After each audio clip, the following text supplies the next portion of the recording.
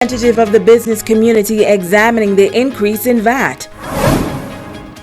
The Minister of Finance explaining the rationale behind the tax increase. And police continuing its community policing efforts. The Bahamas Tonight Northern Edition starts now. This is the Bahamas Tonight, the Northern Edition. Good evening, all. I'm Shashina Rolf-Arkeson. As always, it is so great to have you with us. Topping news, debate is expected to begin tomorrow in the House of Assembly on the 2018-2019 budget. The increase in value-added tax is one of the changes in this year's budget. Tonight, a member of the business community shares how this can potentially impact an already ailing Grand Bahama. President of the Bahamas Car Rental Association, Darren Cooper, says he listened intently to the 2018-2019 budget communication. And while he was excited to hear the many concessions, tax exemptions and reductions, as well as small business development opportunities and new initiatives for small business development, he says there is one part of the budget that he believes is detrimental to this island and leaves him asking one question. Is Grand Bahama in any position for an increase of any other tax? Not the Bahamas, but I'm speaking for Grand Bahama. I think we've been hurting long enough, and any added tax to Grand Bahama and to the residents, to the business owners, is way too much at this juncture in Grand Bahama. Cooper says he is a registered VAT collector, as his business was making over $100,000 a year. But he says with Grand Bahama's slowed economy, many businesses are no longer meeting that mark, yet are still forced to apply VAT and pass it down to their consumers. Starting out at VAT, but right now, and not just myself, but a lot of the other rental companies that I'm a part of are complaining that they're trying to get out of VAT because their revenue is not what it used to be. So the 7.5% has been a challenge for us in our business for several years from the whole implementation of it. There are companies that are not VAT registrant, and so they don't pay they don't collect the 7.5, so they don't pass it on to the customers. But those of us who are have been feeling the pinch, and now to add an additional 4.5 to the 7.5, I think is going to be a huge blow to the industry, especially that I'm a part. He says this increase has him, along with other members of the Car Rental Association, worried. And while Cooper says he understands the government's position at this time, the fact remains Grand Bahama simply cannot afford this additional 4.5%, which means, he says, that they are now going to have to let the chips fall where they may. I'm just going to have to cut back. Some may have to let go, and some may have to downsize. Some may have to, whatever necessary, they're going to have to make to continue to keep their doors open. Cooper warns that this increase will have a significant impact on Grand Bahama's business community. I think a lot of restaurants will be impacted by it.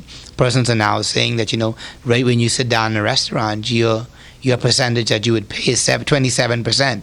So 15 for grad 30, and now 12% for VAT. So I think those are things that will be impacted. I'm hoping for the better. I'm hoping that what we are saying is not so, and that this could work out for the good. But I think for me, I listened to the budget, and I didn't hear anything for Grand Bahama in particular, or any relief for Grand Bahama in particular. We would just judge across the board. We don't have the economy at this point for any added tax, and so I think the government should get busy on trying to build investors to come, or to convince investors to come and to open up some opportunities for Bahamians. The 12% value-added tax will be implemented on July 1st. Finance and Deputy Prime Minister is defending the 2018-2019 budget on the issue of the 4.5% increase in the rate of value-added tax. The Finance Minister, while addressing the Labor Day rally in Freeport, noted that it was the government's last resort. Italia Hall reports. The Minister of Finance, Peter Turnquest, says for the first time in history, the budget debate is focusing on empowering people, noting that as the Minister of Finance and a representative in Grand Bahama, increasing VAT to 12% was not an easy decision. None of these members of Parliament here today take any pleasure or take it easy, the decision to have to do what we have to do to right the finances in this country. That is a very serious thing we're asking, a very significant sacrifice that we're asking of the Bahamian people. And so you must know that if we make that decision, knowing what we know particularly about Grand Bahama, then we are left with very little options. He says a number of things were considered before they came up with the 4.5% increase in the VAT rate. We looked at 9%, we looked at 10%. And in doing that analysis, we realized that yes, we could settle at a rate of 10%, but the only thing about that is that we will have taxed the Bahamian people more and still have to go out and borrow a significant sum of money. Turnquest says the reality is, coming into office, the finances were not good. He is also urging Bahamians to read the presentation he made in Parliament for themselves. Don't allow people to fill your head with nonsense. Look for yourself.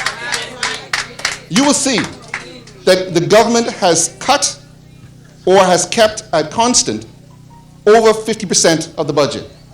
Because we recognize that not only do we have to drive revenue, but we also have to cut cost. The areas that have increased are because they are areas of priority to the government, as some of the programs I've already mentioned, and some of the other programs that we have. We heard the nurses talking about the needs at the Iran Memorial Hospital.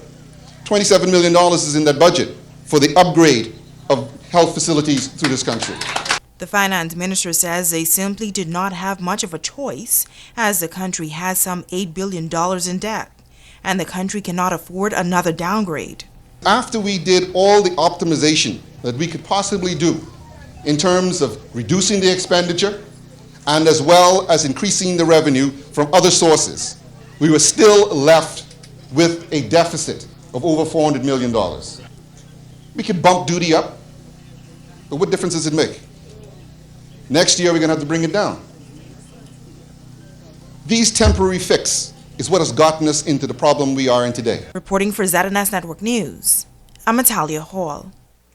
Yesterday was a big day for cab drivers across Grand Bahama as an agreement was signed paving the way for increased business opportunities at the Freeport Harbor. Well, today that agreement was one of the many issues on the minds of the drivers at the port of entry. Here again is Natalia Hall. Well, Shoshana, it was announced yesterday that taxi drivers have now signed an agreement with Bahamas Paradise Cruise Lines. Now, this agreement is allowing taxi drivers to transport overnight passengers and same-day transfers once guests haven't prearranged a tour. Under this new agreement, cab drivers can now make an additional $10,000 a week. Some taxi drivers view this agreement as a big step towards leveling the playing field in the cruise business. It's a good move. It's a good step. It's a good step, a long-awaited step. You know, we were losing lots of jobs to the luggages, and now that we have them back, I'm sure there are going to be opportunities for drivers to make extra sums of money, you know, that we were lost for some years now. It's been a long time coming, right? And so we're very happy, and we want to commend our president as well and his team. And then we also want to commend the Minister of Grand Bahama. That's a good thing that we now get our jobs back. It's very good, actually. What was happening was that most of this transfer is illegal. It's against the government policy and the law of the country. And this is the first time that we had a government that stepped in and tried to do something about it. But Emmanuel Seafort claims that since this decision has been made, some tour operations are still soliciting business from guests who haven't prearranged a tour. Which is still going on the boat and still bringing tours off the boat, which I think is wrong. You see what I'm saying? So if that be corrected, and everybody get their tours and the tours come to them as it should be, I feel like we'll be in a better state and we'll be able to appreciate whatever the government do, whatever our union do. These taxi drivers say they know it is still a long road to go, but overall they are pleased and they understand that they have a role to play when providing service. Presentation always is the first key, and especially in tourism. You know, we must present ourselves. We are our product. We are the ambassadors of our country. So when people come to our countries and the first set of people they visit is us. The tourists are our bread and butter. They put food on our table. It's the bottom line. We're trying to get new vehicles now because now we have our jobs back. of the Prime Minister.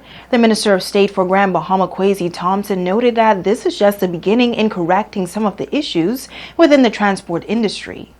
In the newsroom, I'm Natalia Hall. Back to you in the studio, Shishina.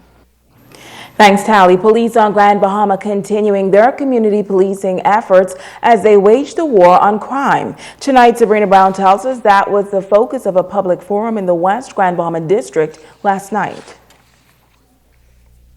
The Royal Bahamas Police Force holding a town meeting in the Sea Grape community in an effort to build stronger relationships with residents. Assistant Commissioner for Grand Bahama and the Northern Bahamas District, Samuel Butler. We want to have a face-up with the community and to be able to seek any concerns from the community. There was one murder in Sea Grape last year. 49-year-old Margaret Smith was found dead at her home on Valentine's Day. Months later, another Sea Grape resident, 30-year-old Dwayne Belizaire, was arraigned in connection with her murder. But otherwise, ASP Butler says that Western community is reasonably peaceful and there are no major concerns at this time. The community somewhat simply policing themselves to a point, and simply that they are interacting well with themselves. And yes, from some time to time, we do experience some domestic issues that we are concerned and seek to abate right away.